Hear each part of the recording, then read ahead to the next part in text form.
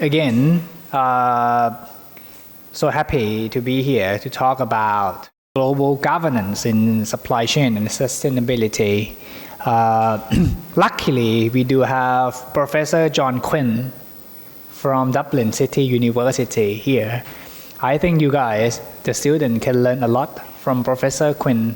Feel free to ask him questions regarding Irish law, EU law, and many more. Because, let me tell you a little bit more. So these are our current LM students from China, from Myanmar, and from Indonesia and Thailand. They are joining. So I think it is a very interesting time when we have a speaker like you talking from an EU perspective, and maybe we let you guys think about this from your perspective, maybe from the Asian perspective, right?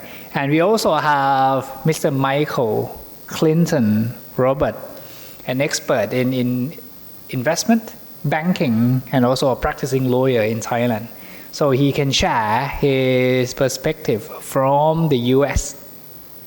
And myself, I try my best to be a good moderator, connecting dots together, and I'm going to bring in some aspect from Thai law perspective and also from the freedom of contract. So I hope that the public seminar will be a fruitful one.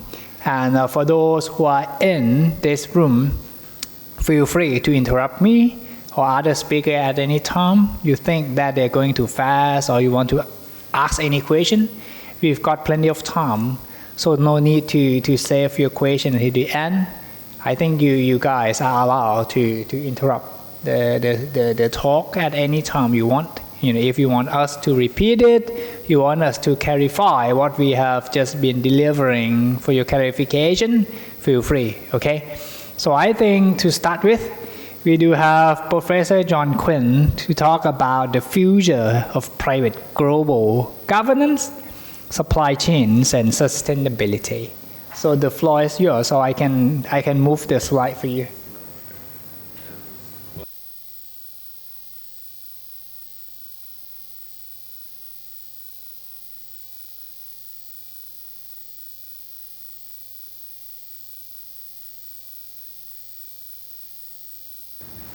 Anything you'd like to know, or if I'm not explaining things particularly well.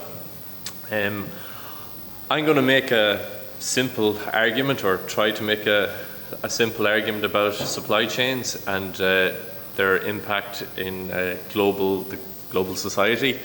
And that is basically that law fails to regulate them, or law is incapable of bridging what is called an accountability gap. So we may have a large company in Europe or in America or in China with a chain of companies and contracts across the world. And it seems to me that law, at least in Europe or even common law countries like America or Australia, that the law we have in these jurisdictions, particularly private law, contract, company law, tort law, is fundamentally constructed in such a way that it cannot hold lead companies to account or is incapable of regulating them. And I'm going to try and explain why I think that is, that these areas of law are just fundamentally incapable of solving the problems that the supply chain presents. I guess my argument is that supply chain is something different to what these areas of law were designed to regulate and cope with. They're a network. They're not really. So while the supply chain is a network, these modes of private law, company law, contract law, etc., are designed around interpersonal responsibility designated between persons, relationship between persons, and the global supply chain is something other than that. It's not a direct interpersonal relationship. And I'm going to try and explain and give you a few examples as to why that idea, or there is this separation between the law and what a supply chain actually is. So to start with, when I say supply chain, I have a particular idea in my head, an idea of a lead company, a big, not necessarily big, but a powerful company that sources its raw materials. We'll take an example. We'll say Ferrero Rocher is based in Germany, and they source their hazelnuts somewhere in Africa. They source their chocolate in South America somewhere. They ship both of these products to somewhere in Asia where the product is manufactured, and then they supply the final product across the world. And there might be 7 or 8 different companies, or 10 or 15 or 20 different companies operating this supply chain. Fundamentally, somewhere though, there is a lead company, a lead board of management deciding the terms on which the products are supplied, the mechanisms through which they're delivered, the price that's paid, and there is a lead firm negotiating all of these contracts, creating codes of conduct which these other companies must comply with, and they're controlling, in a very loose sense, the overall operations of the chain. Now, the difficulty is that when something goes wrong, there's environmental damage or human rights abuses or some breaches of these codes of conduct, it's extremely difficult to try and transfer liability back up the chain to the people who are actually in control. Law ends up conspiring against the people who are harmed at the end of the supply chain, which indirectly are the actions of the lead firm in the example. Now, I don't want to criticize supply chains in any way. I'm not criticizing them. They've contributed to many positive things in a globalized world. My criticism is of law, and that the law is incapable of dealing with them. If you just move one on. If we take a very crude map here, we can picture our lead firms as the one in Europe, we'd say in Germany, and one in China. The other, I'd like you to think of the smaller green companies or buildings as smaller companies spread throughout the world, and the arrows connecting them as contracts. So we have our 2 lead firms. We have a chain of contracts connecting these separate entities or these separate companies across the world, but it is the lead firm that's developing the terms of engagement, the terms on which these other companies are dealing with them, what they must do, and ultimately the price that's paid for their actions. Okay, if you could go one further.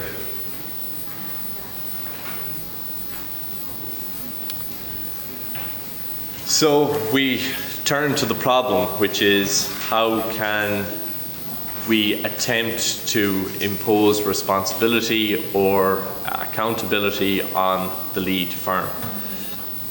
So there's many examples. I'll talk about some of them, of these supply chains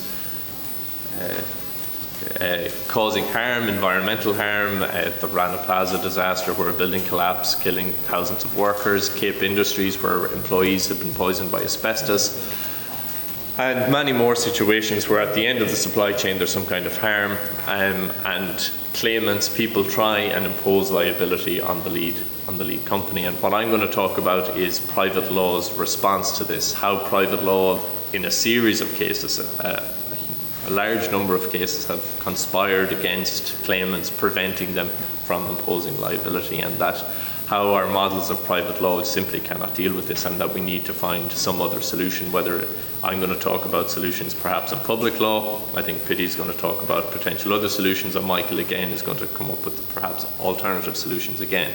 But I think all of us might agree that private law on its own terms is struggling to deal with the problems posed by the supply chain. So to start with company law, I'm staying in a small condo in Sukhumvit, and as you walk into the condo, there's a big sign on the door which says the name of the company, and then underneath it says juristic person. And I was I'm primarily a corporate lawyer, and I was trying while I was here to understand some of Thai company law, as far as I can tell, it's exactly the same as English company law or Irish company law or American company law. A company is a legal person. It is entirely separate to its shareholders. It is entirely separate to any companies that are connected with it. And really what it boils down to is that a company is a boundary that you cannot get through or that you cannot get past as a separate unit of rights and, crucially, responsibilities.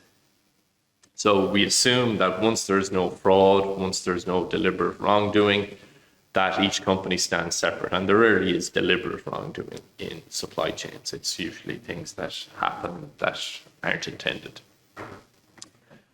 And this remains true regardless of economic connections, no matter how closely related a subsidiary is to its parent. In economic terms, in legal terms, we see them as separate entities, generally speaking. There are some exceptions. And considerations of justice or what's right or upholding the spirit of the law, these kinds of looser ideas, at least in Europe, don't work. So the classic case here is a case called Adams versus Cape Industries. American and African employees were poisoned by asbestos. The relevant companies they were working for had no money, so they tried to enforce their claims against an English company that had a great deal of finance, and they failed purely on. There was private international law aspect to it, but basically the court said that these companies are entirely separate. One company is not responsible for the actions of another company across the world. And so what we have here is my broader point about private law is that it works on an idea of interpersonal responsibility, that a company is a person, it is responsible for its own actions. It might have relations with another company, but that does not mean it is responsible for that company's actions. Yeah, can you go on to contract?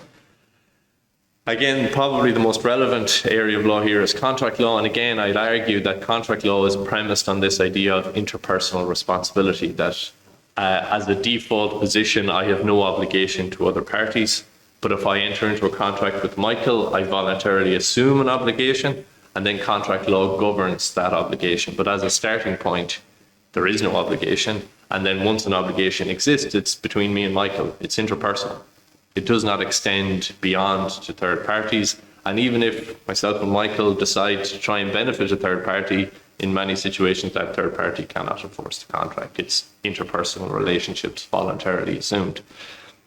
So when we get to the supply chain and employees of one company are harmed and they try and enforce a contract or a code of conduct between two different companies, they're not in this interpersonal framework. There's something outside of this. There's something beyond this. And often these supply chains are based on codes of conduct that the lead company, would say in Europe, requires the companies they're dealing with to meet certain standards, pay standards, time off,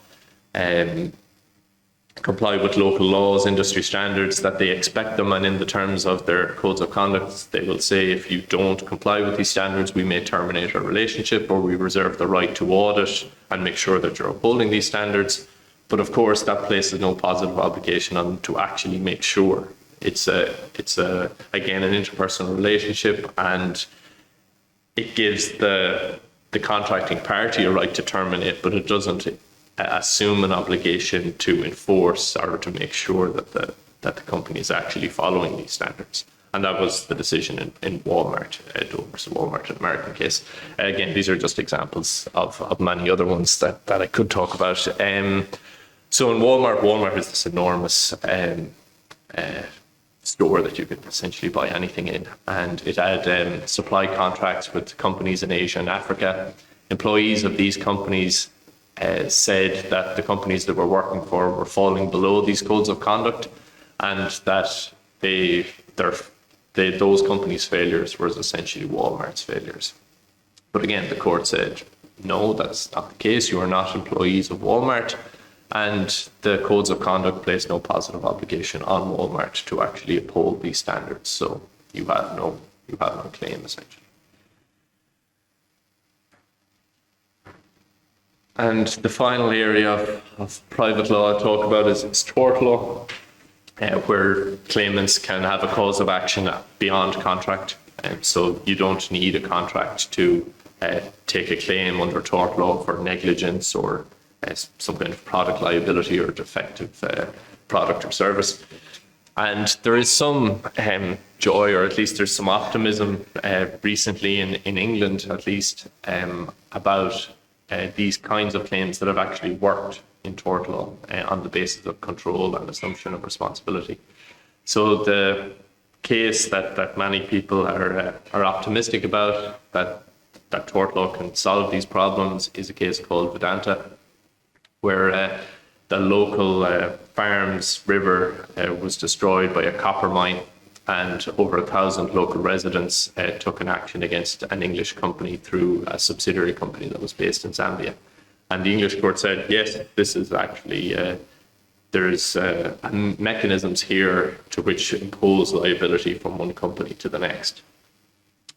So that, provides hope. You think, okay, well, people's lives have been ruined here, and now we have a case that finally says you can transfer liability to the big parent company, the lead firm in England.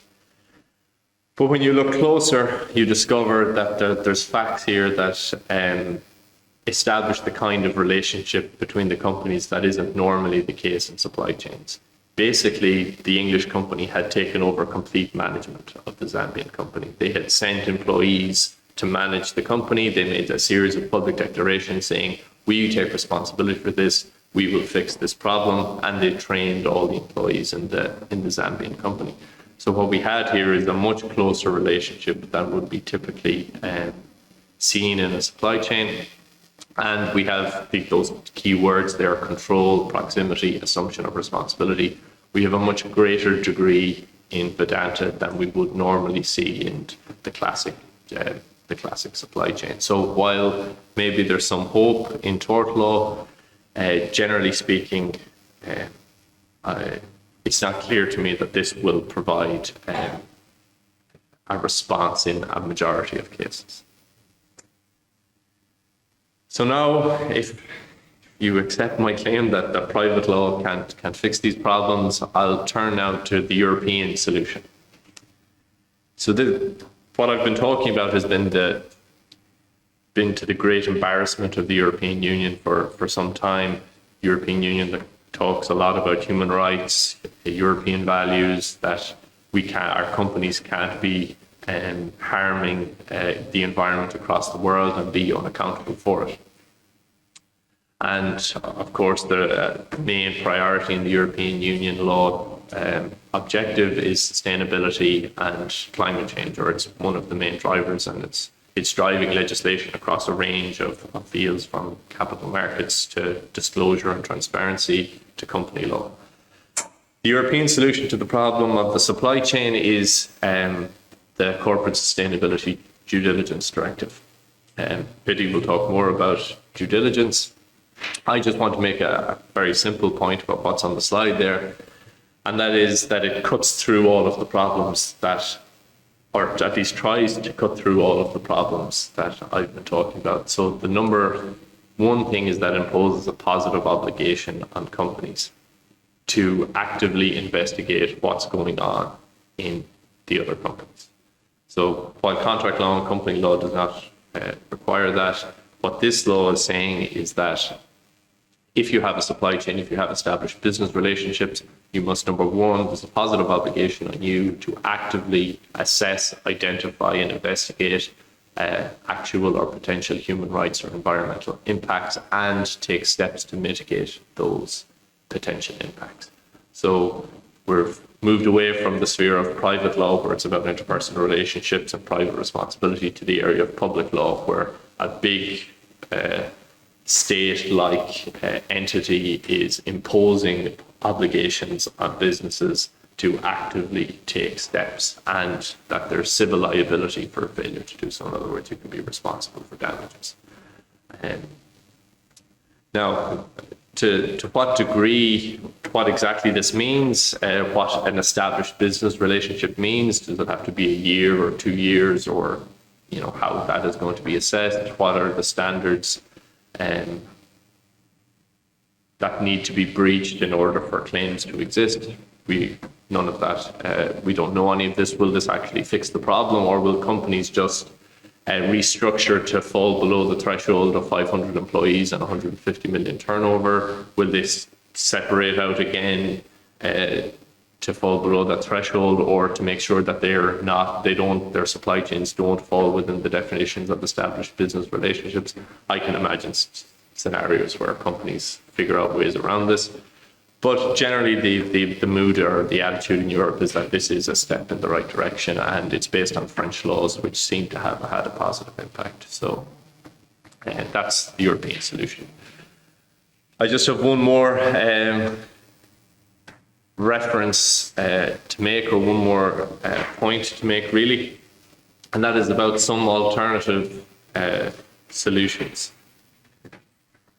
And I know the next two presentations will look at these. These are all legal solutions, which may not be the best solutions at all. So one way is that EU competition law is based on undertakings rather than legal persons. So again, it removes this idea of interpersonal relationships and is based on economic connection. So if you have a group of companies that are economically connected, you can treat them as one undertaking if they're price fixing or if they're engaged in collusion. So it's one attempt to cut through the problem that private law has. Another one is corporate group liability, where you have one parent group, a structure that, again, you could hold them as one entity. In Ireland, we do this for tax purposes, and in America, certain states, I think New York and Ohio, can treat groups of companies that are economically integrated as one unit. Again, I'd be skeptical as to whether any of these can work. One interesting solution is to just reimagine what laws are necessary. So the idea of network responsibility. The best analogy I can come up with here in the last minute is platform liability. I know Thailand, as far as I know, are looking at platforms like digital platforms and trying to treat them as a unit of responsibility. In Europe, we're doing the same. For years and years now, they haven't been responsible for anything that's posted. So Facebook, for example, is not in any way responsible for anything that's posted to it, even if it's defamatory or if it's illegal. And they're just not seen as they're kind of third-party content providers, so they're not directly responsible. We're changing that now. We're having a new model of platform liability where they can be held accountable for illegal content that's posted. So we're changing the way we're looking at these platforms as something different to themselves. We could do something similar with supply chains, treat them as networks, have a way of seeing them differently in legal terms and building models around that. That's potentially another way of doing it legally. But for now, the solution seems to be due diligence in the supply chain, and I guess we'll see where that goes over the next few years. Thank you very much for your attention, and I look forward to hearing the next two presentations. Okay, firstly, anything you want further clarification from Professor Quinn?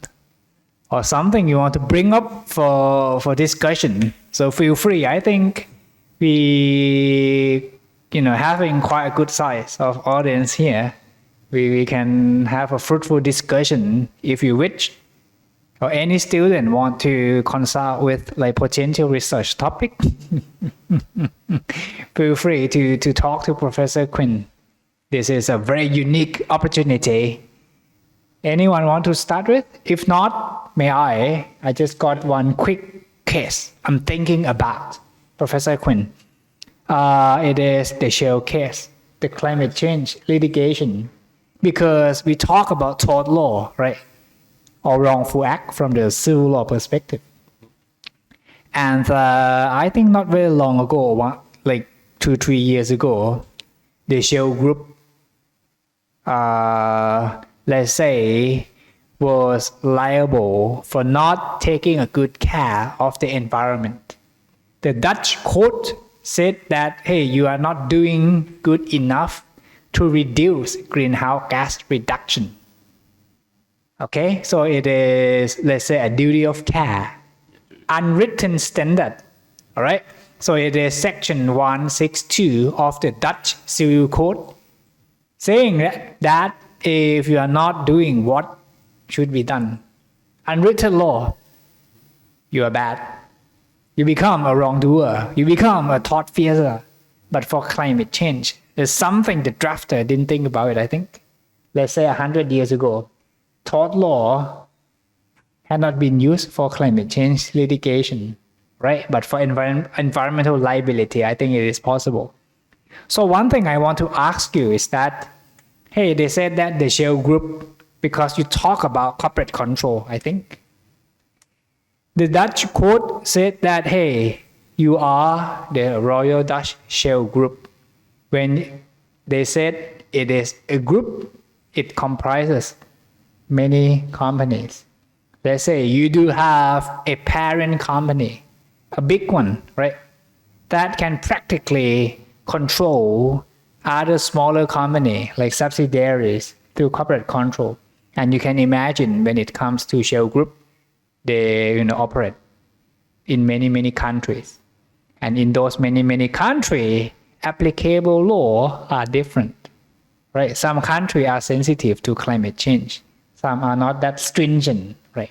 So they said that, hey, you are a Dutch listed company.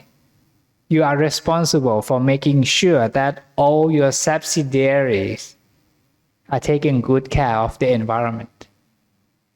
So is that something we can think about when it comes to tort law together with contract, together with corporate entity? Because I think you touch on 3 key area of law, right? Company law, tort law, and contract. So I try to combine them together through these cases. What do you think? Is it really a practical solution when the Dutch court reinterpret or evolvingly interpret tort law for climate change litigation and also trying to utilize existing concept, for example, corporate control? So what do you think? Can this be helpful practically? I mean, and also because this can affect global, let's say, supply chain, because there are many oil companies operating in many countries, but they may have to follow what the parent company in Holland or in Amsterdam direct them to do. So what do you think? Is it quite practical solution, or it is to, let's say, dramatize something too hypothetical? I want to hear from you. Yeah, sure. I think it is practically useful to a point, and that would be my response. And so you're right that a similar case happened in England just before Vedanta. The Vedanta case I mentioned was based on the Dutch. Really? So, okay. So the Dutch case was earlier. Yeah. And yeah, both the English and the Dutch court said that yes, you are responsible for your subsidiary companies, and you have a responsibility, a duty of care, to hold your subsidiaries responsible, and you're responsible for their actions. And yeah, so it does help. Like the very fact that judgment, that's going to change how companies behave. It's going to give them a sense of responsibility, and it is perhaps a step in the right direction. But of course, my point would be that helps, or to a point only, because it's still limited by tort concepts, the concept of a duty of care. And yes, duty of care only arises where there is a special relationship between persons. Correct. There must be a duty, right? There must. You have to prove that fact. I think. Yes. It is not just something you can just claim without sufficiently proving it, I think. Yes. So there's no assumption of a duty of care. There must be a special relationship to create the duty of care. To the world. No duty of care to the world.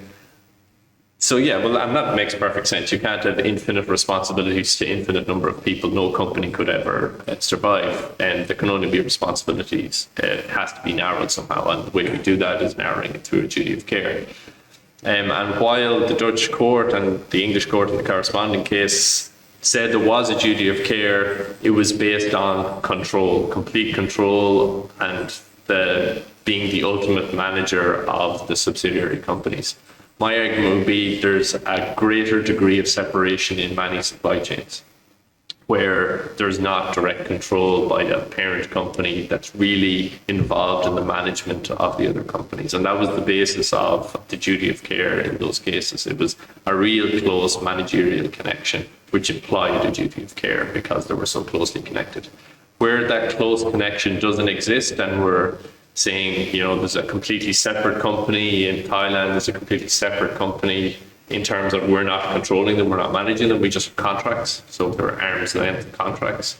And then the duty of care does not work. So it's useful in some situations, but not useful in others. Yeah, that's right. That's right. And can we really fit in the word sustainability, right, into the word duty of care? I mean, evolvingly.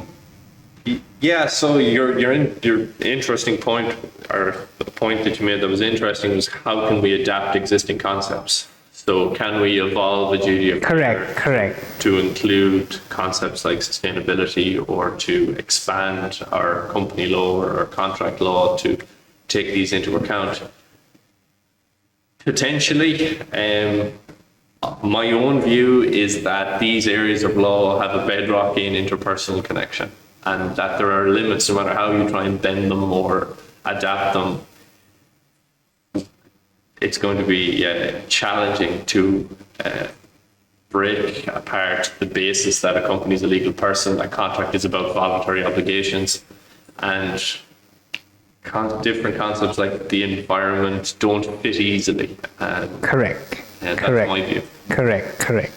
Anyone want to jump in and discuss from your jurisdiction in China, in Myanmar, in the US? Yeah. The control concept is a concept of law or control concept of finance, because two different things of control concept. Because some of the company right now, most of the multinational company right now, they work based on contract with vendor and so on, but they don't actually have a corporate control, but they have a control through contract, quote unquote. Yeah. So can we expand it as a contract law, as a thought, because thought is not it's different from contract law. Yeah. So how to make it quote unquote sustainably? So. You're absolutely right that control through contract is different from direct control, where you have employees managing it, and or at least legally speaking, that scene is different. Again, I don't know how you try and fit sustainability into it, or what even that means. I guess that's what the EU are trying to do. They're trying to base this around limiting harms, and to get rid of the old private law concepts and come up with something new, like due diligence. So fundamentally, I think rather than trying to adapt contract or tort, we need some different conceptualization of the problem. And whether that's due diligence, or whether that's what Piti will talk about, or whether that's something else like labour or something else that Michael may talk about, my point is that our traditional understandings of law cannot solve it, and we need different ways of approaching the problem. And due diligence might be one, or there might be others. Let me jump in very quickly. When it comes to interpretation, something popping up in my mind is the polluter pays principle. The tort law, right? And economic analysis, when you have to incorporate all relevant costs into the transaction, right? And it can be liable through wrongful act. So when you didn't really incorporate the cost of your operation into your transaction, maybe the court gonna ask you to internalize the cost, and that comes in the liability, right? If you didn't really incorporate the full cost of operation, maybe you become a pollutant, and then you will be held tortiously liable. And then that's bring in the concept of sustainability, because you didn't fully reflect what should have been incorporated originally. So there was a case like Chevron in Ecuador. when they said, hey, you didn't incorporate enough environmental costs into the picture, and then that comes tort law and how they really evolvingly interpret the law, existing law, to fit evolving concept. Yep. Any example from our students? If not, that's okay. I think I can move on because Professor Quinn already referred to my part. So let's see how can we utilize contract. Okay.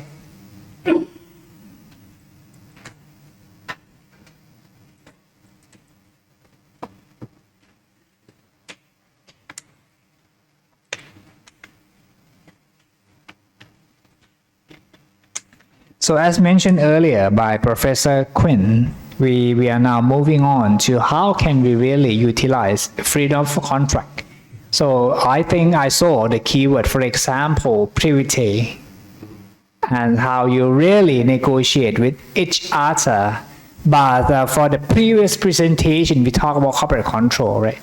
But for my presentation, we move on to contractual relationship between the buyer and the seller, supplier, and maybe sub-supplier, okay? And they do need money, so let me make it simple. They need finance.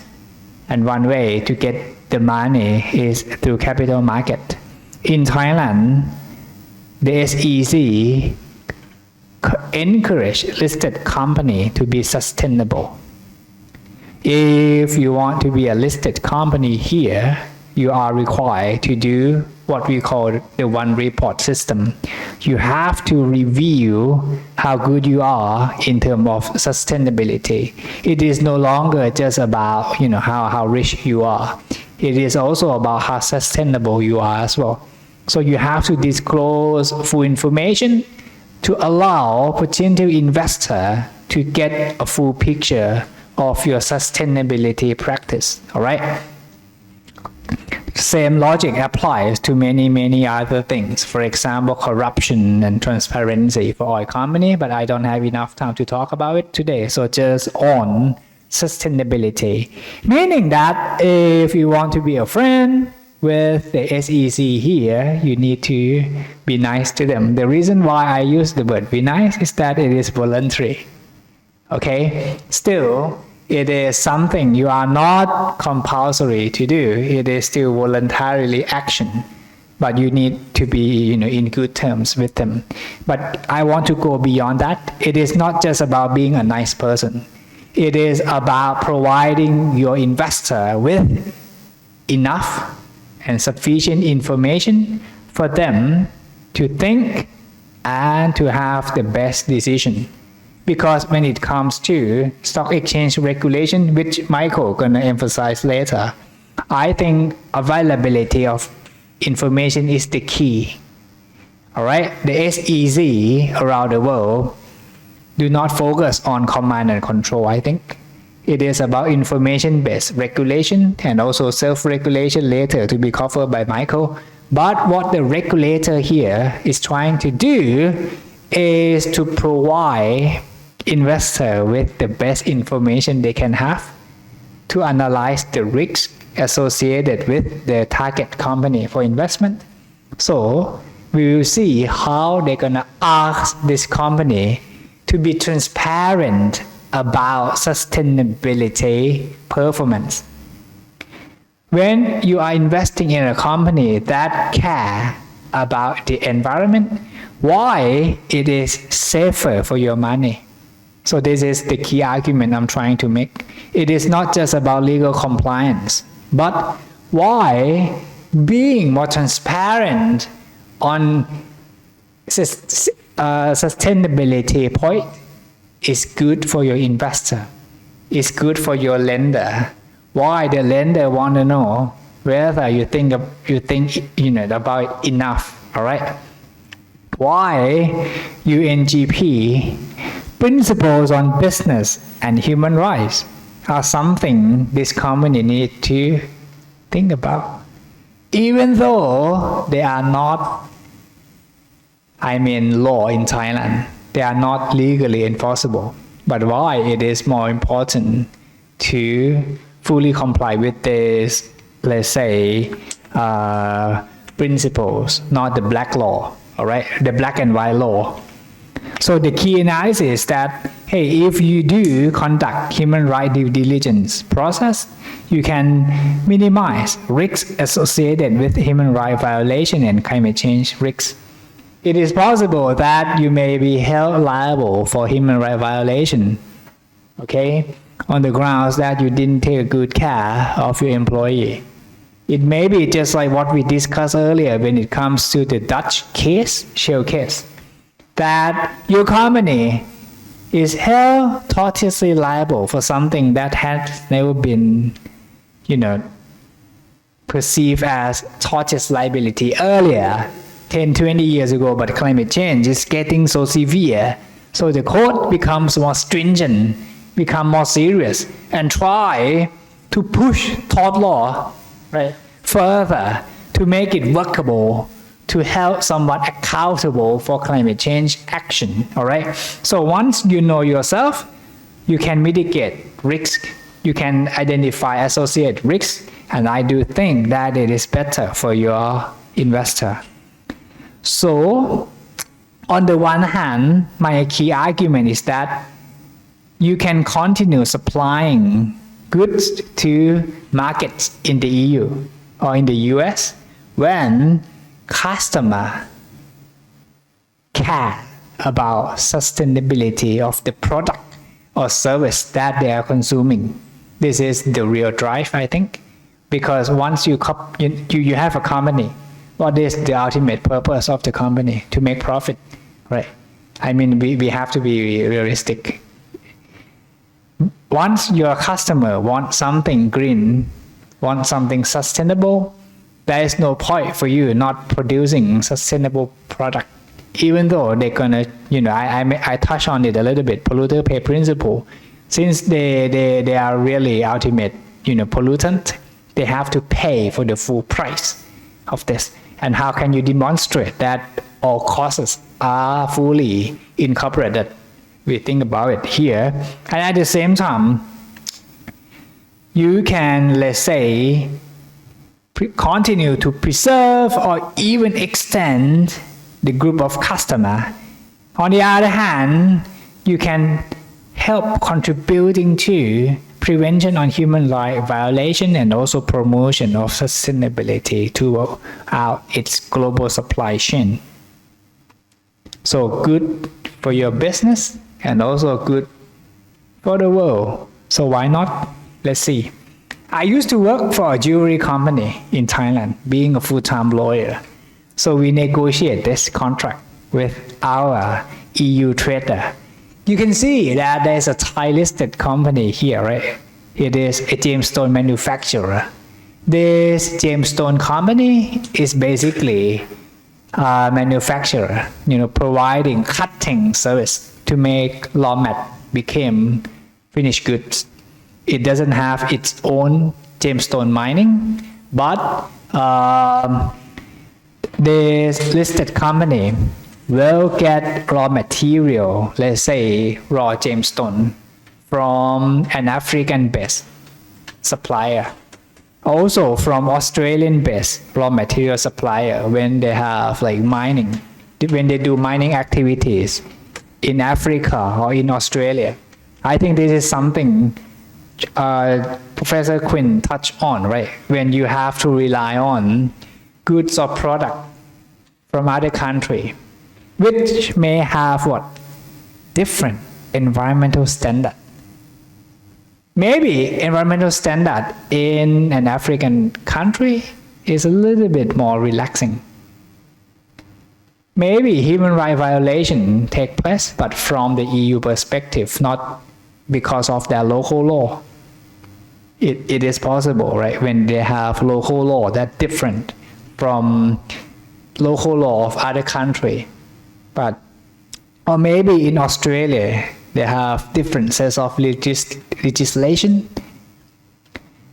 The Thai company can it choose to purchase just cheap raw material from a manufacturer that reduce cost at expense of the employee?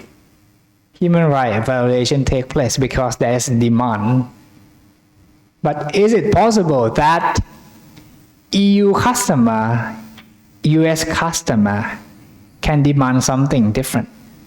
Can demand only product that is human rights violation free? Can they demand product that is green enough? So this is how global supply chain gonna, let's say, influence each other. How can we solve this? We don't have the top world or global parliament that can enact a piece of legislation that can apply globally, I think. We don't have that. The UN guiding principles are just principles. They are not law. And I do understand that it is not legally binding instrument. Here, a little bit more about due diligence. You have to identify what are associated risks, okay? And I just want to give you a quick, let's say, picture. Let's say my client is the scope 1 emission, let's say, emitter. It is a jewelry factory causing huge amount of greenhouse gas emission. It consumes raw material, let's say directly exploiting natural resources. It is a large-scale employer. So you can see that this is a big guy carrying out many of activities that can negatively affect employee, that can negatively affect the environment. Okay, so if we know, if this company know itself better, they can understand the financial status, operational disruption. Something I want to tell you is, for example, if this company need plenty of water for cooling down system, it normally take water from a river, but climate change gonna kill this. There will be no more free water. Does that ring a bell? Maybe your business gonna, somehow suspend because of this climate change risks. It is not just you who are polluting the environment, but the environment may just stop serving you because of climate change. All right, something interesting to note. The reason why I'm trying to emphasize here is that an investor wants to know whether you are aware of this risk, correct? Because if you don't care about it, you don't know that the rivers will not work for you any longer. Or something real, in Thailand, they're gonna ask the water user to pay more for the water you took from the public river resources. So if you don't know it, maybe this gonna cost a lot for your company. Maybe you don't know whether you're gonna need to put in more money to run the company. That is somehow subject to increasing operational cost. All right, reputation, legal liability. All right, there may be something new, something that had never been held liable, but it is today. Just like the Shell case. So, if we have long-term supply chain, let me move back a little bit. A Thai company wishing to sell its products to the EU trader, then it may decide to enter into a long-term supply agreement. I'm just going to call it the agreement here, to supply finished product to EU trader, and the EU trader going to resell it to EU customer or US customer who may be sensitive to human rights violation, who may be sensitive to unsustainable product. All right. What I want to bring in here is that, hey, it is a normal practice to have a clause like this. Our seller or supplier is contractually obligated to follow standards which are normal for the jewelry industry. How can you interpret this? Good product? Safe product? Safe to who? To customer. It shouldn't cause allergy. It should be safe enough for a young kid, right? If they somehow eat it. But can it be something about human rights violation? Can it also include climate change free product? Can it also evolvingly be interpreted to include deforestation free product? So that's something I want you to think about, okay? When it comes to normal, what does it mean when it comes to normality in the 21st century? Okay, I guess this is a clause they've been using for decades. But maybe we need to reinterpret this, all right? Warranty, okay, it must be a defect free. Or when it comes to law, hey, it is about fitness for ordinary purposes, for the purpose of the contract. What does it mean? I'm quite sure that when it comes to this product or service, we talk about business. I'm quite sure. But can this be interpreted to incorporate sustainability when you do owe a duty to make a product that is sustainable? Professor Quinn already emphasized on how should we interpret duty of care, right? But right now, I want everyone to think a little bit further when it comes to contractual obligation. Can this also include sustainability? Again, my personal opinion, maybe it is difficult because this is pretty vague and also something hypothetical. That's why Professor Quinn emphasized code of conduct. I think you refer to code of conduct. Let's see how can we really use this. You see the heart symbol in the middle, so carefully selected. The seller is obligated to produce the product in accordance with the code. So in absence of statutory duty or regulation, codes are contractually applicable through a clause in a contract. Okay?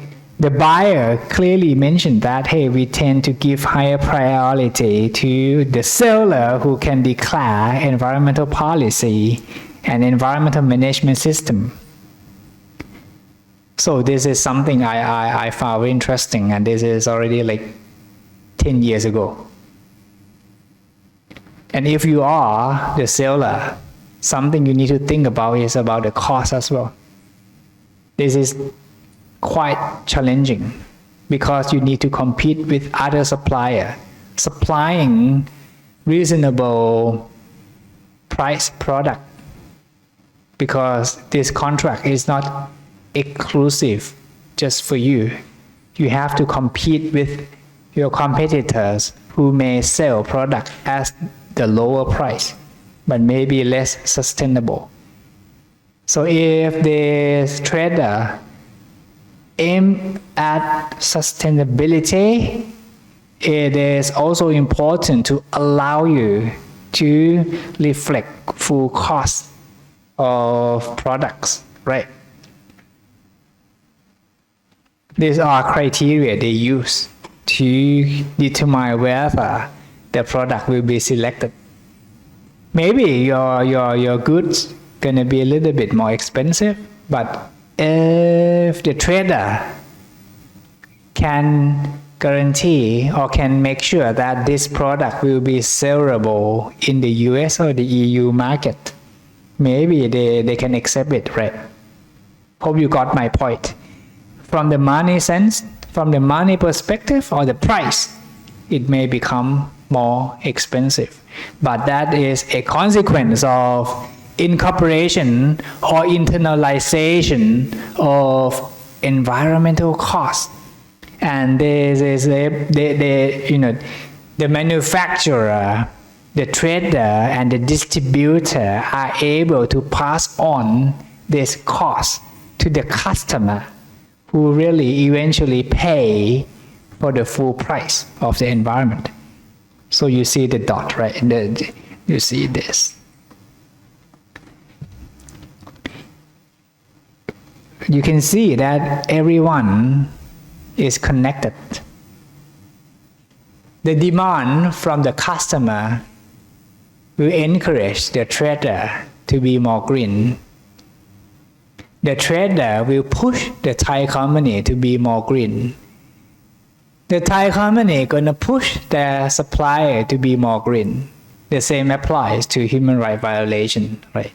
If there are demands in the US or in the EU that, hey, when it comes to gemstone or jewelry, we need human rights violation free product, because we don't want to be happy at the expense of tears of those working in Africa.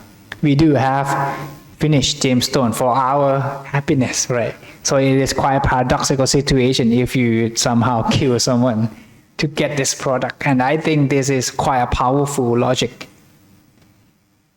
Again, the demand in the US or in the EU market drives everyone just like domino. And everyone can be connected through contracts. Am I correct? For US customer, US or EU customer, just B2C sell and purchase agreement, fine. EU trader and the Thai gemstone long-term supply agreement. The Thai company and African company and the Australian long-term supply agreement. More contract comes into play. The Thai company and the employee employment agreement. The Thai company and the lender loan agreement. The Thai company and the investor maybe share purchase agreement. You can see plenty or several contractual obligations that must be entered into or signed to achieve sustainability. If you do have contractual arrangement and freedom of contract, you have room to feed in or to inject sustainability criteria or elements into the picture. As you can see here, the seller must ensure that this code, so this criteria, also observed by sub-supplier. Let's say if in Thailand, this guy is a big guy, right? And they also need to have sub-supplier for, somehow helping manufacturing goods.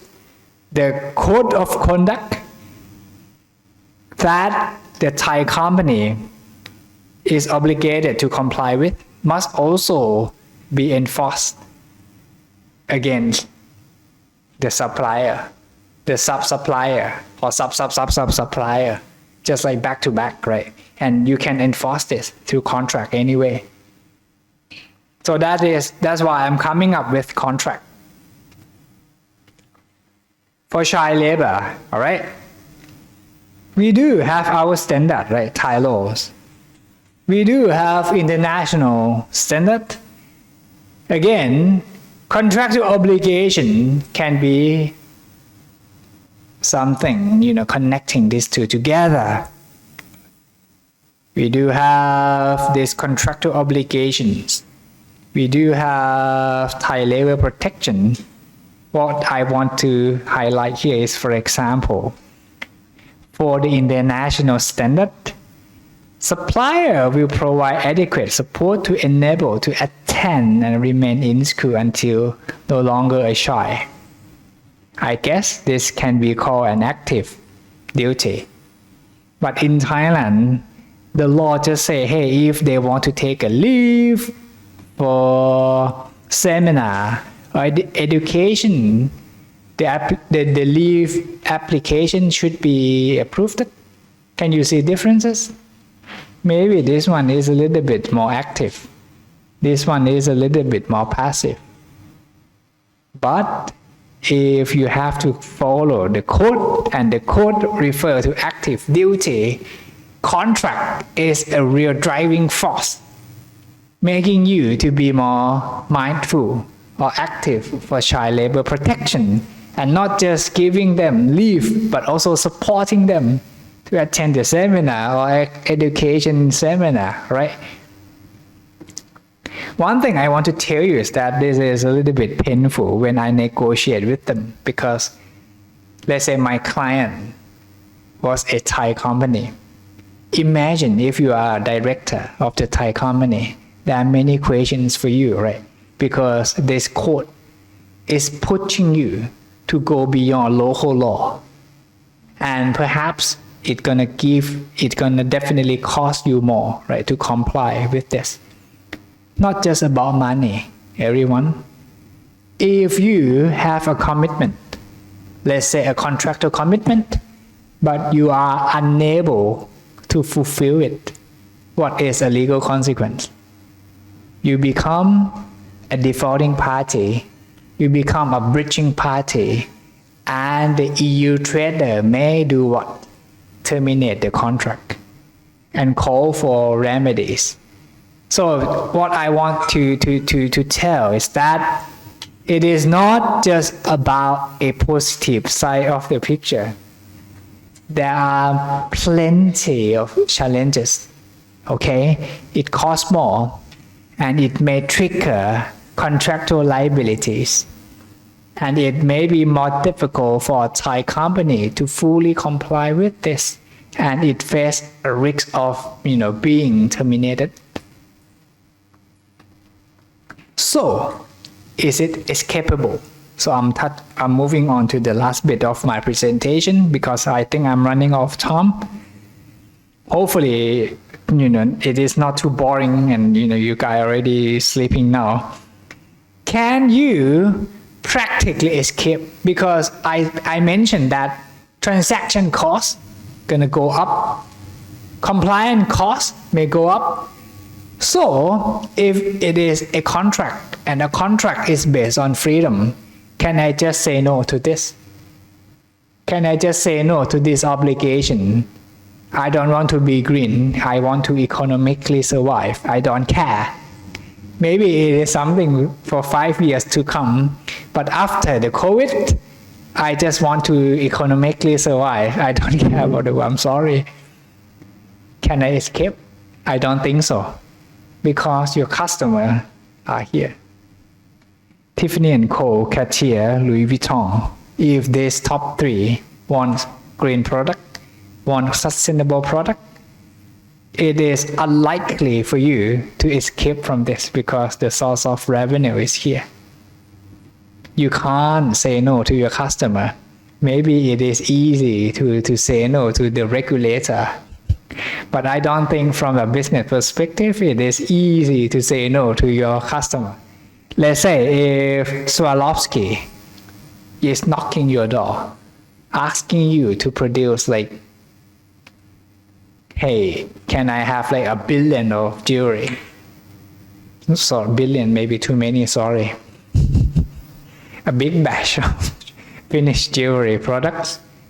And Swarovski is telling you that we want you to fully be mindful about human rights violation up to our standard, not yours. Think about it. Could you please perform your cost-benefit analysis? Maybe it is cheaper to change your behavior and still get the profit from Swarovski. This is nothing much about law, but maybe contractual obligation can just push you. Once you make a commitment, you have to follow it, right? You have to adhere to the commitment you made. Otherwise, you're facing a risk of what? Losing a good customer or many good customers. And I think they call themselves a responsible jewelry company.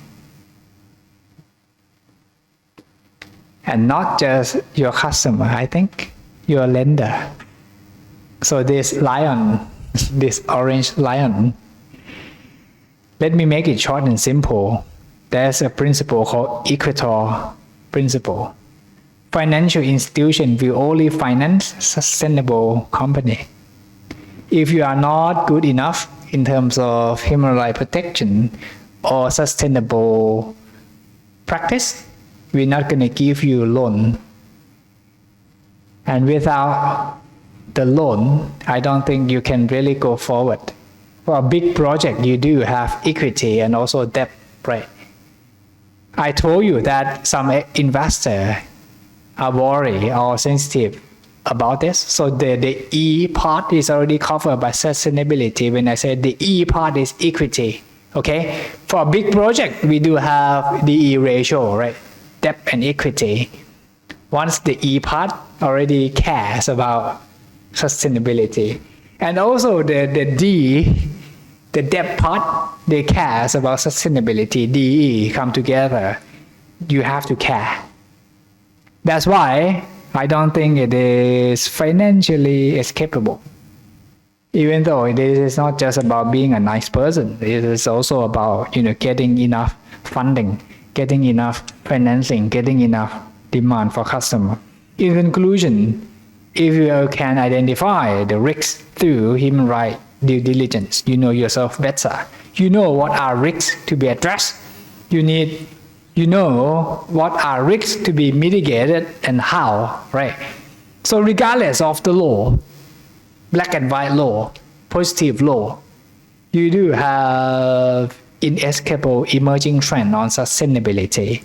And I think that contractual terms can be a helpful tool, bringing everything together, okay? It is not a silver bullet. It is not that perfect, but at least you can see linkage between demand and supply and global supply chain. So I think that's everything from me. Thanks for your attention. Any question, I'm happy to hear from you guys. And anyone want to discuss, feel free.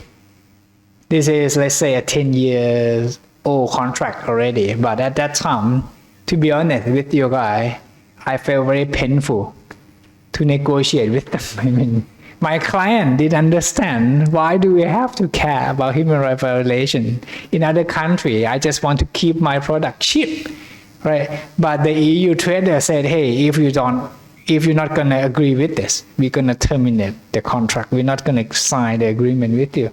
So we were, in pain. But I think we realize, we start to realize it better and better. Okay? Thanks. Hopefully, not too boring for you guys. Maybe it sounds fun just for me. I ask a question? Feel free,ครับ. Did the EU company, I think it was a Danish company, did they ever follow up with you to see if you were actually following through, or did they just want a written document which you gave promise? Good question, and I try to be realistic here. So let me convert your question into something tangible. They came to give a site visit several times. But let me review my bad experience. That's my personal perception and also my client perception. My client felt that they are not in for human rights inspection. They are in for commercial information. They use this as an excuse to give a visit, to see the real operation, to analyze the cost. They didn't care so much about human rights. So that's something, the real world challenges. So we have to ask them to carefully sign the NDA, the non-disclosure agreement, that, hey, you know what, for human rights, we are so happy. But I don't think you are here for human rights.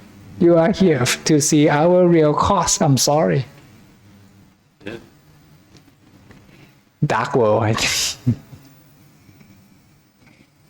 But that is reality because they see how many employees we do have. They can have an access to the file in the computer that may review our cost.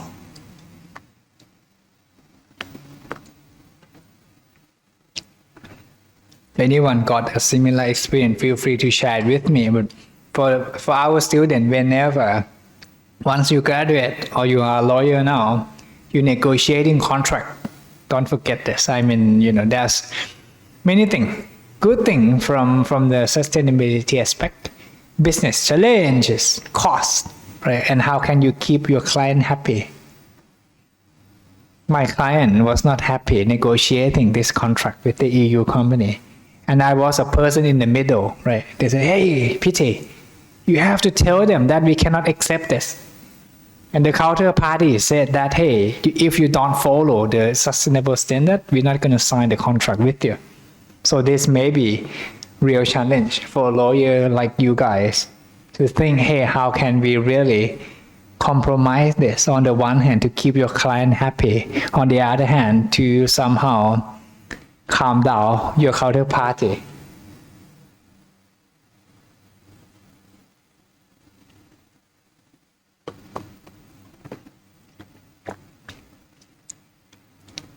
You guys are taking negotiation class already? Anything about sustainability? No, not yet, right? This is soft and hard.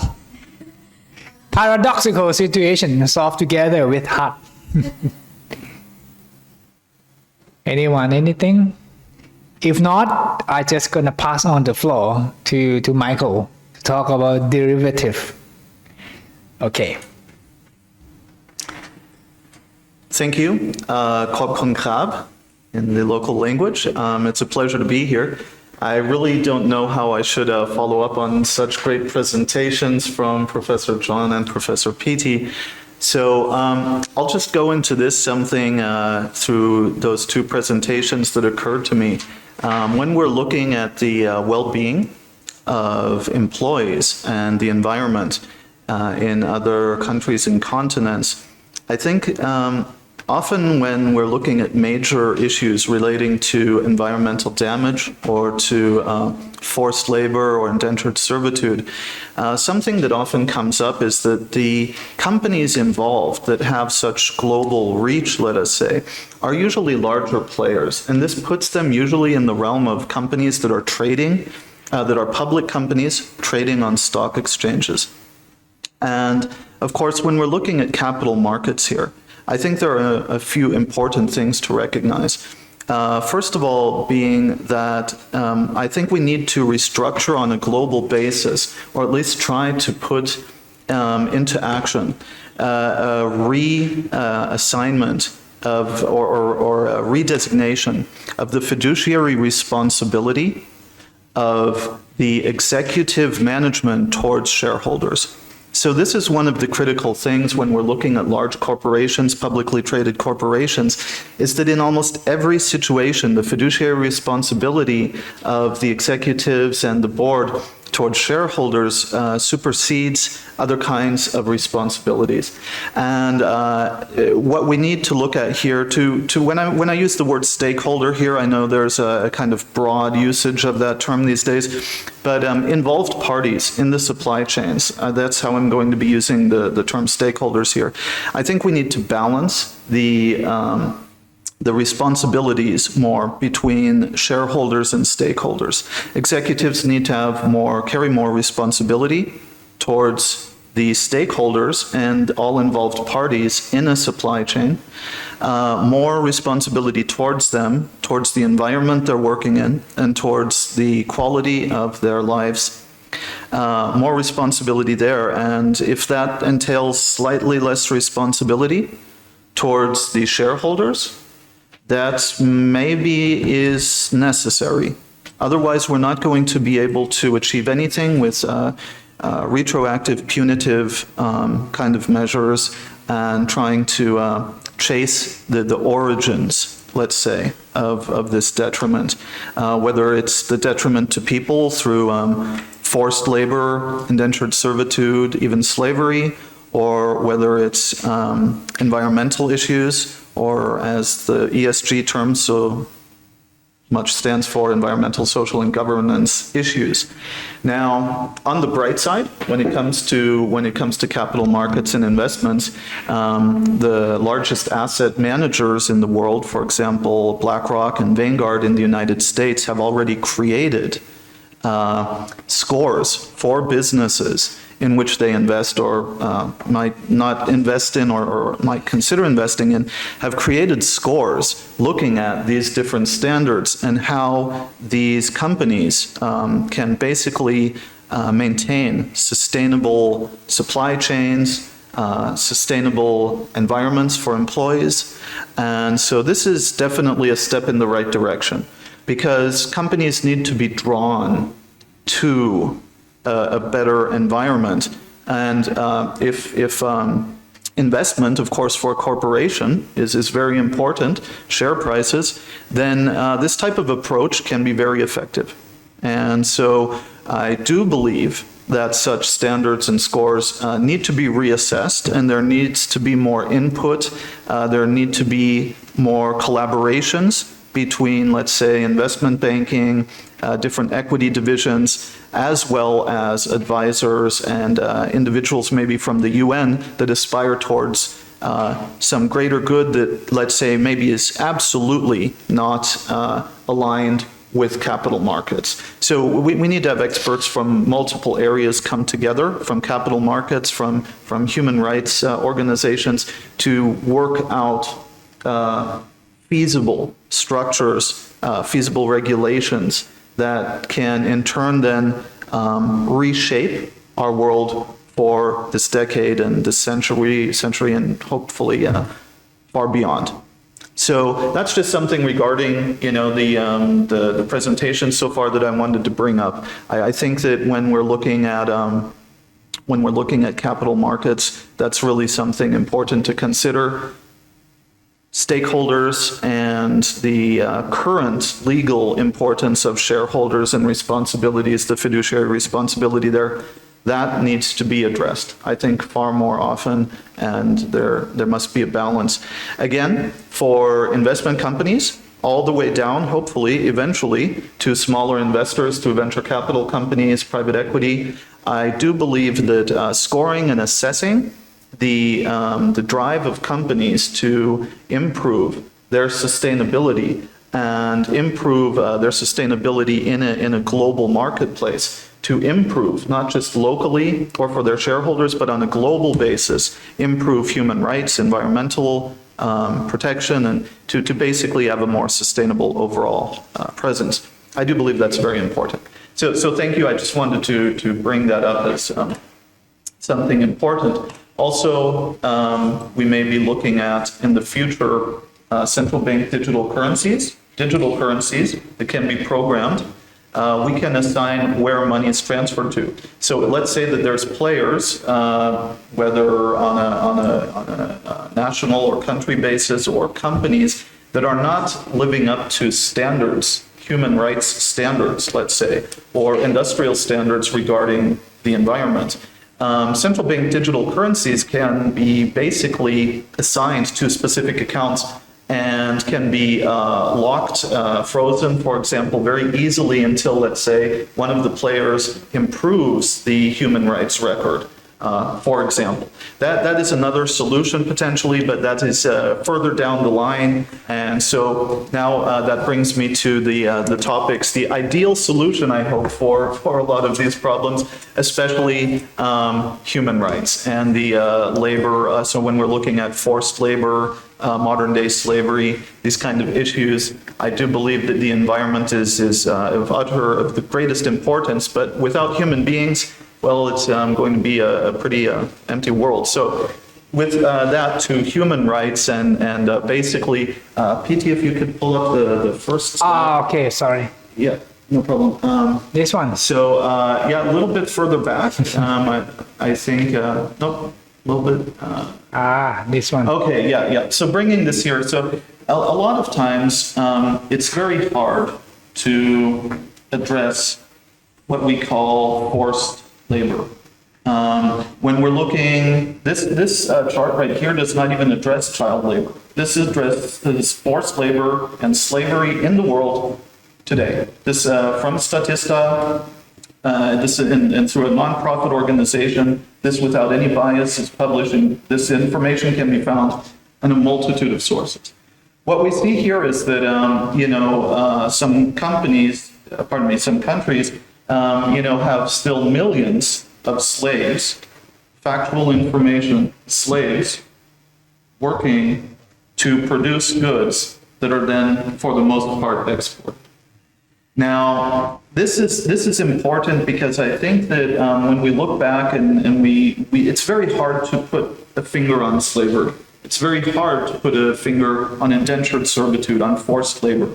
It's very hard to do that. We all hear about it, but it is sometimes inconvenient to address the actual perpetrators in this kind of environment. And it is something, if we want to improve our world and global marketplaces, global human rights, we need to address this. So that being said, I'm not here to go into a human rights topic at large, but just to give you an idea that there are cumulative over 40 million around the world, slaves and forced employees. And here are some of the top players in that market. So if we can go to the next slide, please. Thank you. Now here, so when we look at labor, I would like to try to define labor a little bit because labor is almost an etherical term. And when we're looking at here two of the key purveyors of different, I guess you could say, theories in this world today, which are very important and currently because of some possibly misunderstandings, almost opposing to each other. We have, of course, Adam Smith and his most popular work, his most popular book, The Wealth of Nations, which is loosely seen as one of the key books or definitions of modern day economics. And over here then we have Karl Marx, the German, with Das Kapital, or just often called Capital, in English translation.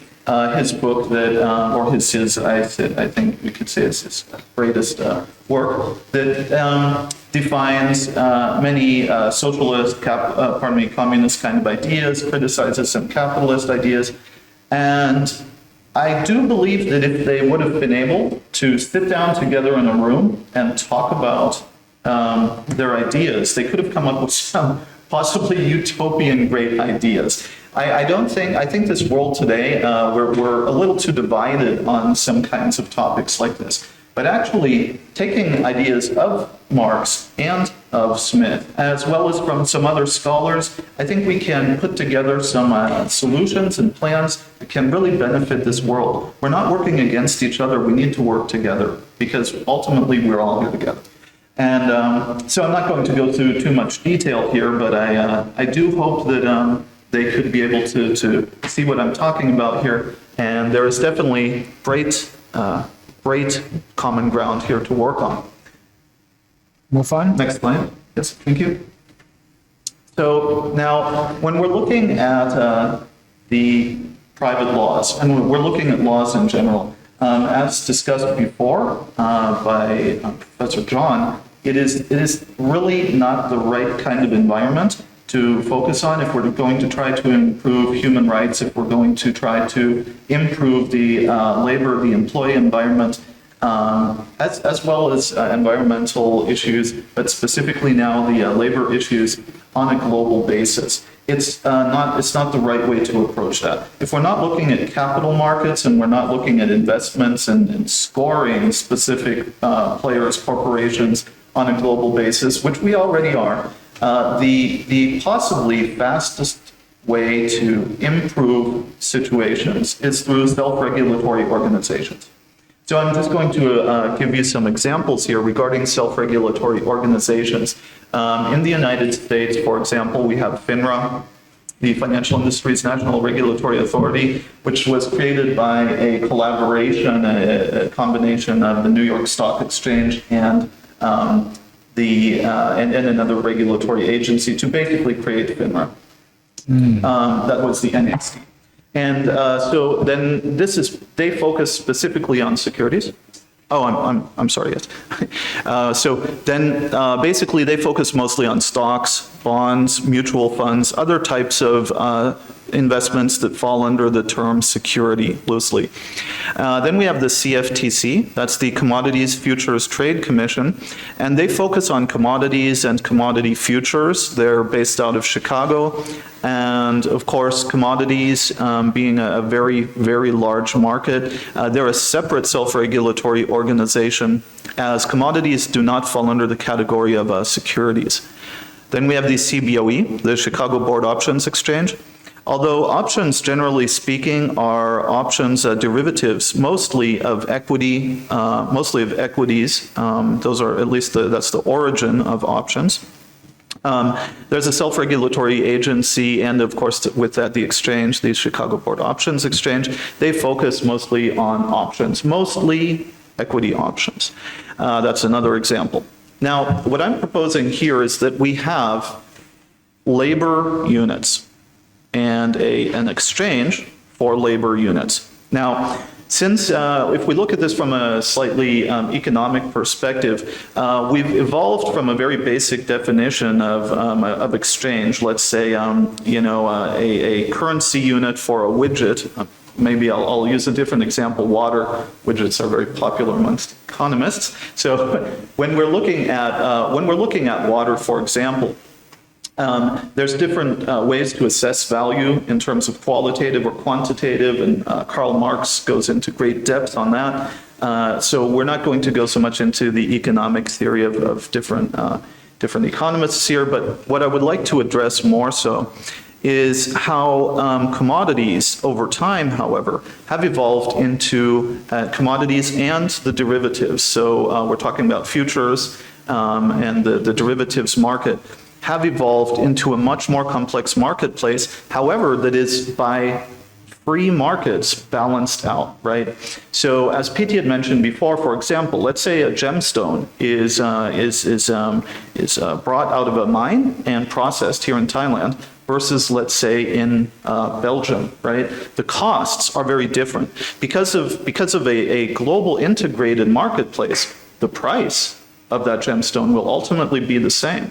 However, the input in terms of labor units or in terms of the labor is a different value. Unfortunately, there's different compensation, let's say, for the workers working in a mine in company X versus company Y. Now, how do we balance that out? How do we make a more equitable, create a more equitable environment for workers on a global stage? How can we create an environment in which, instead of needing to force or make through punitive measures, basically force players to adapt to an environment that they do not want to adapt to? How can we have them want to partake in a market that will benefit them, from the managers of these companies to the employees? And how do we create an environment in which the benefits, let's say minimum wage laws of the European Union or of the US, as well as employee benefits laws regarding the environment in which an employee works, how can we bring these to the table on a global basis? Well, here's my proposition. Basically, what we need to do is we need to define labor units, or we need to create labor units. Basically, Karl Marx was afraid of humans being commoditized or their labor being commoditized. And that is, of course, a very unethical, immoral thing. We're not trying, what I'm proposing here is not about commoditizing humans. nor is it about commoditizing the time or effort output, but it's a combination of those. The human being and their output create a labor unit, right? Imagine that like a commodity. I'm not saying it's the same as a commodity from a legal perspective, of course, nor is it a security from a legal perspective. So we're going to refer to it as a labor unit, right? So let's say an equity, right? That's a specific type of value unit. Commodity unit, that's a specific type of value unit. Another type of value unit is a labor unit. Now, these labor units basically need to have an exchange, as do commodities, as do equities. What happens is that the exchanges should ideally be in a country of the European Union or in the United States. And the European Union and US companies that are going to acquire services through labor from other parts of the world need to purchase labor units. They cannot directly integrate cash into a supply chain, but because of government regulations, and they will be bound through a self-regulatory organization under law, approved self-regulatory organization, to basically make labor units a requirement if a company wants to, in another environment, in another continent, acquire labor for their supply chain. Now, this legally sets a pretense, as to a situation where the companies then become responsible for that labor, meaning that we're going to be looking at minimum wages of the European Union or the United States. We're going to be looking at the employee well-being, so a safe working environment. The standards that we have in the United States or the European Union can be applied legally in other parts of the world by regulated organizations that in turn become responsible for the labor that is basically producing their supply chain. So now what this does is, as I mentioned, it provides employee rights and benefits far beyond any specific country or continent. And in turn, then if we could go to the next slide, please. Thank you. Actually, the next one, these just, I wanted to address briefly. The United States and many countries have since the 1930s and for a long time tried to figure out ways to address employee rights and well-being around the globe, but mostly through different acts and different kinds of resolutions that are focused mostly on punitive measures, and without control and oversight, that's very difficult to keep to sustain. So and that's what this is about. So the next slide, please. Thank you. So here, my proposal would be, in terms of a chain of integration, what we could have is labor units created in the US or the EU to start, or both. And this would then entail the creation of standards around the world for these labor units that can be brought to suppliers, countries, and the businesses there. Because the labor units are purchased in an exchange in countries where there are higher salaries, or maybe specific, let's say a little bit more laws regarding laws that are more favorable to employees.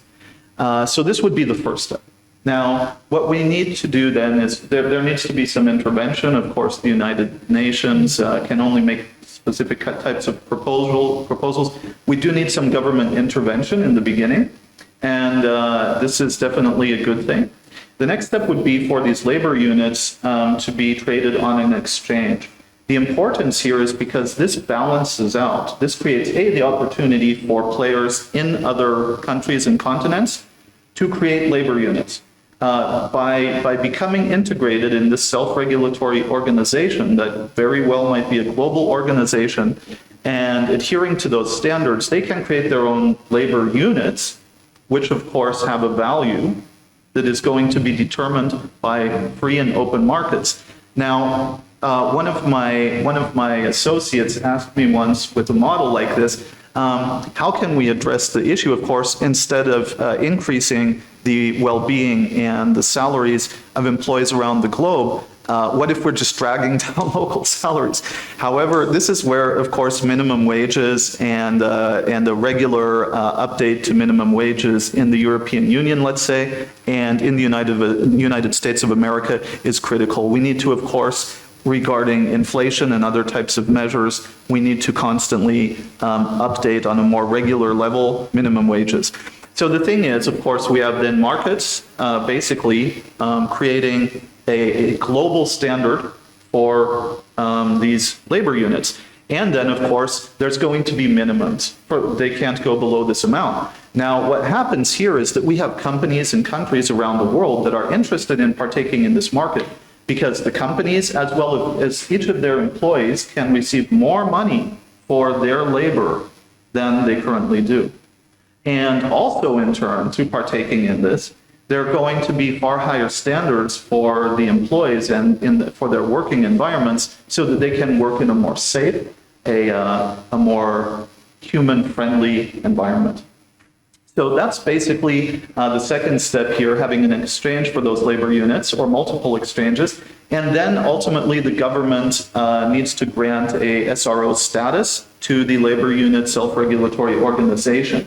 Now, some of these two, the middle and the latter points of integration, these could happen parallel. Ideally, I mean, these things would happen on a kind of parallel basis. There's a lot of legal work, a lot of structure to create around SROs and, of course, around exchanges. So it would not be something that we could fix from today until tomorrow. However, with enough effort from different scholars and different parties, I do believe that this could be implemented possibly even in this year, if there is enough care, if there is enough support. Because small steps, this can start with small steps, just having companies in a specific country that operate a supply chain outside of that country need to purchase labor units. That's all. It's a very simple, small beginning. And if we're looking at scalability, as somebody coming from an investment banking background, and I constantly consult startups, talk to investors, and one of the biggest issues with startups or any kind of project that is just beginning is scalability. And when we're looking at punitive measures, when we're looking at trying to apply any type of pressure on companies or countries to integrate into a system that is contrary to their benefits, that's not necessarily going to work very well. And I think considering the the amount of indentured servitude and forced labor that we still have in this world today, that attests to how useless, pardon me, not useless, but how little use punitive measures can be for this type of thing. Of course, I think the world would be a much worse place without these punitive measures. However, I think it's not the right direction. We need companies and countries alike to want to join a system, a global system, that supports all parties involved, all stakeholders, if you wish. So that being said, that's my solution here. I don't think I have any more slides from this presentation here. So I would just like to say thank you. I'm guessing I might have raised a few questions here. So thank you very much. I would be happy to answer any of your questions. Anyone?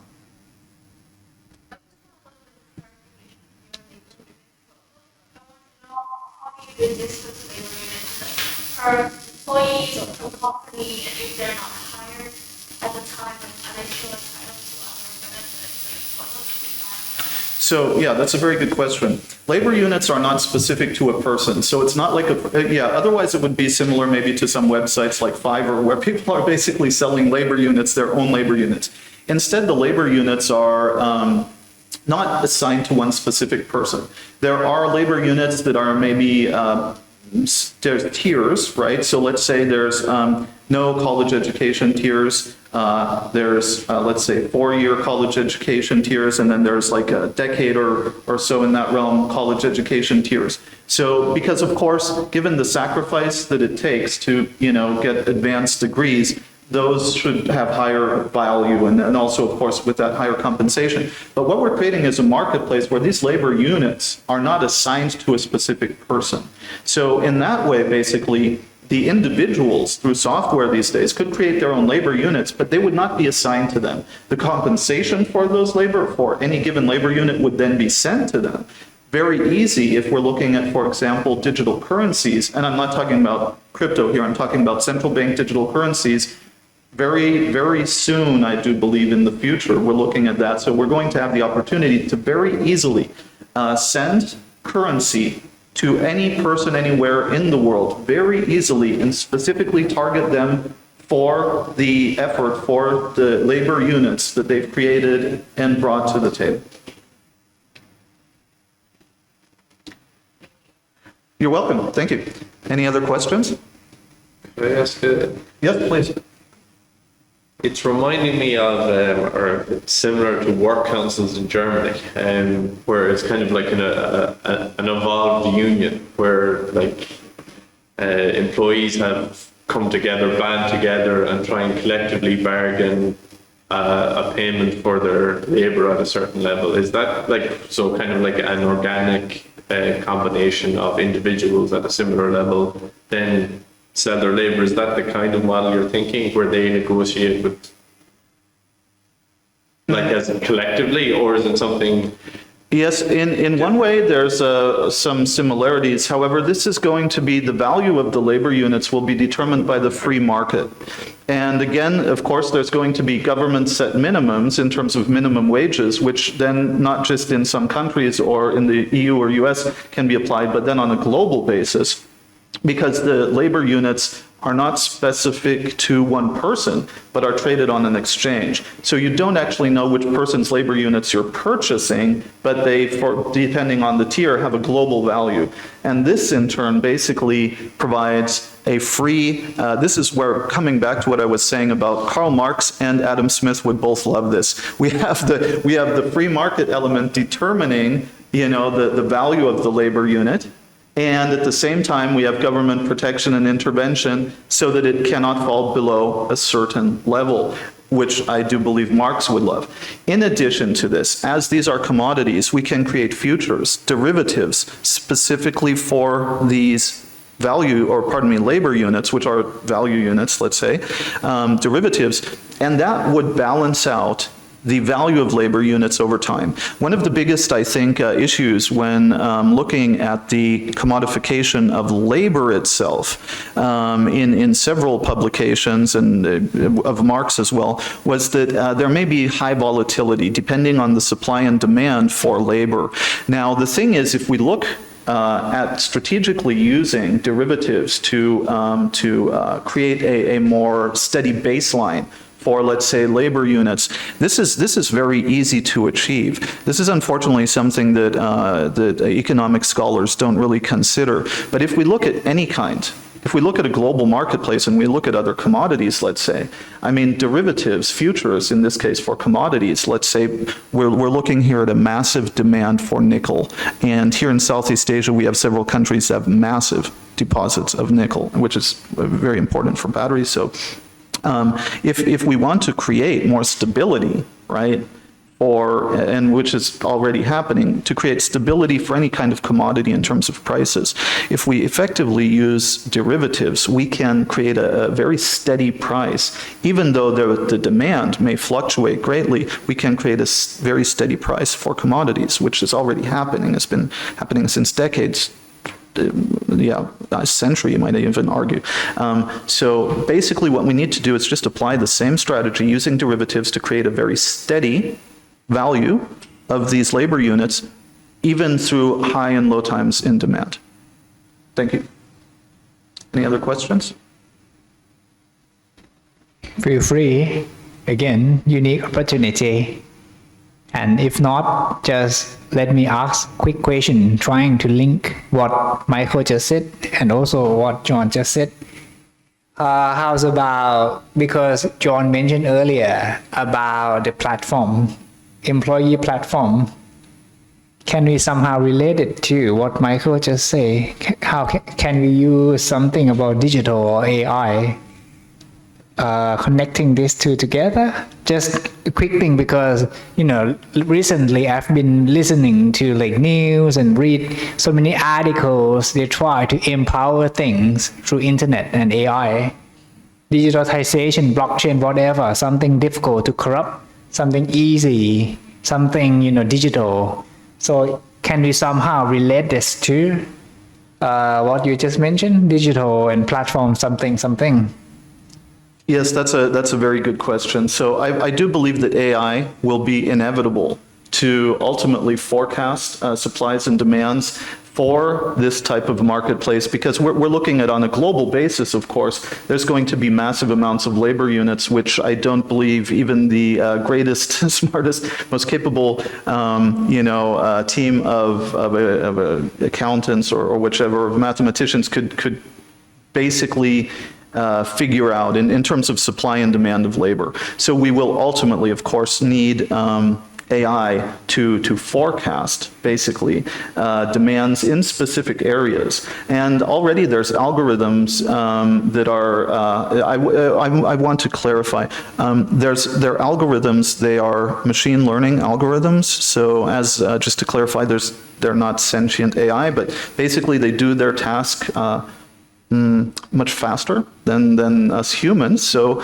basically, this type of AI would be very efficient, and already there's various types of algorithms with similar mathematical functions. So it's no stretch at all to immediately have AI applied to forecast demands in specific areas and parts of the world for specific types of labor units.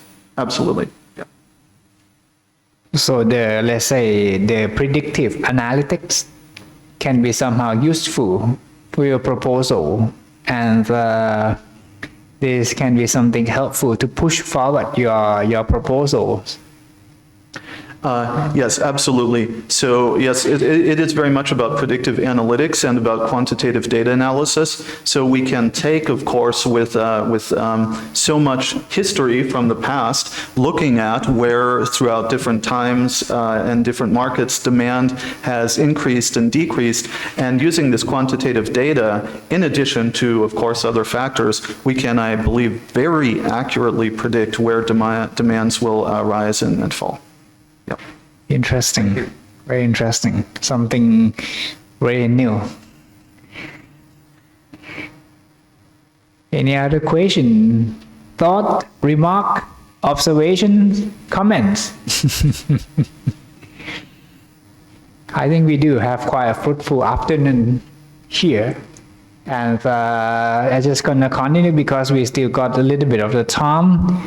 So Michael and Professor Quinn, if you got any good research topic, I would like to invite you to share your thought for our students here. Maybe they want to get a nice piece of research topic for their study.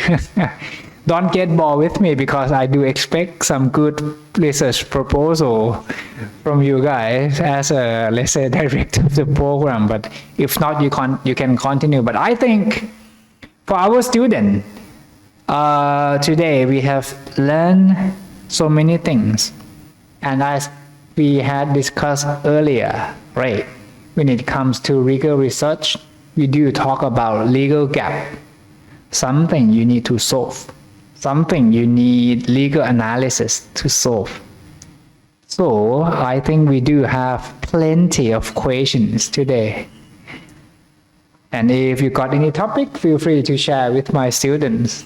You want to say something, Professor Quinn? No, I just echo what you said, is that any good project starts with the legal tension, some kind of real world problem, some difficulty, something that the law can't solve or is having difficulty solving, or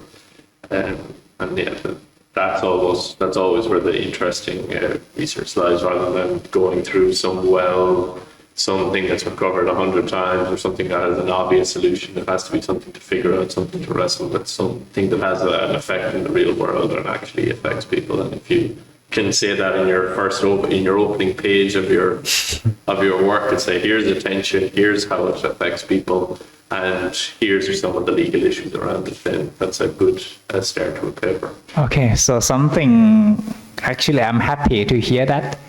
So you can quite agree with me that one way to start the research is to find the gap, right? Yeah. Is to find problem, and then you comes up with possible solutions. So just see it.